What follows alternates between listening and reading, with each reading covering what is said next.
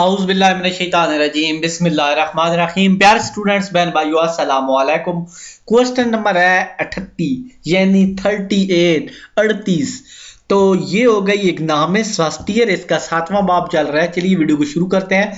سرمایہ کیم اور سرمایہ دار میں کیا فرق ہے؟ سرمایہ کیم ٹھوس اور پائیدار شکل میں ہوتا ہے، ایک لمبے عرصے تک بار بار زیر استعمال لایا جاتا ہے، مثلا مشین ہے، آلات، فیکٹریاں، عمارت وغیرہ۔ جب سرمایہ دار زیر گردش یا ناپائیدار سرمایہ جلد خراب ہونے کے باعث ایک ہی استعمال کے بعد اپنی افادیت کھو جاتا ہے، مثلا کاغذ، لکڑی۔ جو مضبوط سرمایہ ہوتا ہے، مثلا فیکٹری، عمارت، یہ بار بار استعمال ہو سکتا ہے، لیکن جو ناپائیدار سرمایہ ہوتا ہے وہ ایک جگہ استعمال ہونے کے بعد پھر استعمال نہیں ہو سکتا، مثلا لکڑی یا کاغذ وغیرہ۔ کوسٹن نمبر 39، کاروباری تنظیم کی 4 اقسام: واحد آجر، شراکت، مشترکہ سرمایہ کی کمپنی، انجمن امداد باہمی۔ کاروباری تنظیم۔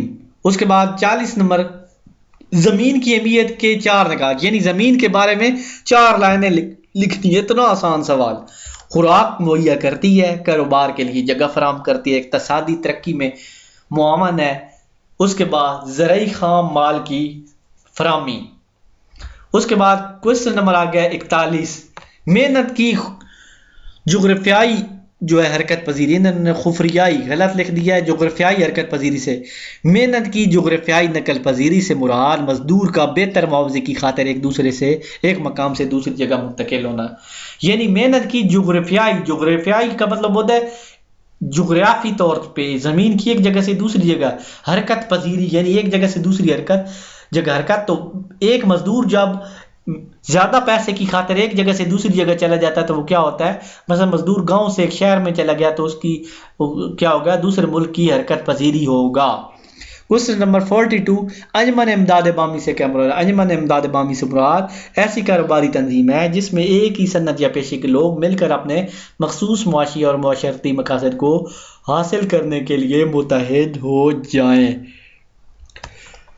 43، کوسچن نمبر، سرمایہ جامد، جب سرمایہ کو کسی مخصوص استعمال کے لیے خاص شکل دے دی جائے تو اسے آسانی سے دوسرے شکل یا زر میں نہ بدلا جا سکتے سے جامد کہتے ہیں، مثلا سڑکیں، ڈیم، نہریں وغیرہ۔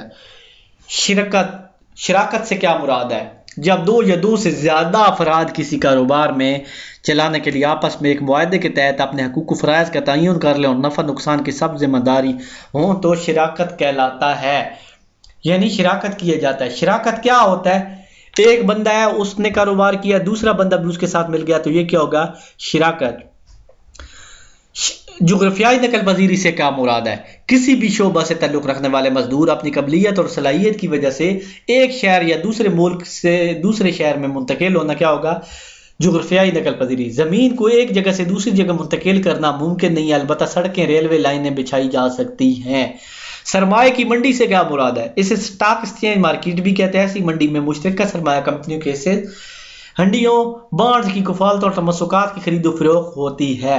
اسی ویڈیو کے ساتھ اجازت چاہوں گا، اللہ حافظ۔ 7 باب مکمل ہو گیا، نیکسٹ ویڈیو میں 8واں باب کریں گے۔ آپ سے گزارش ہے کاپی پینسل ساتھ رکھیں اور بار بار لکھیں، اس سے اچھی طرح یاد ہوتا ہے۔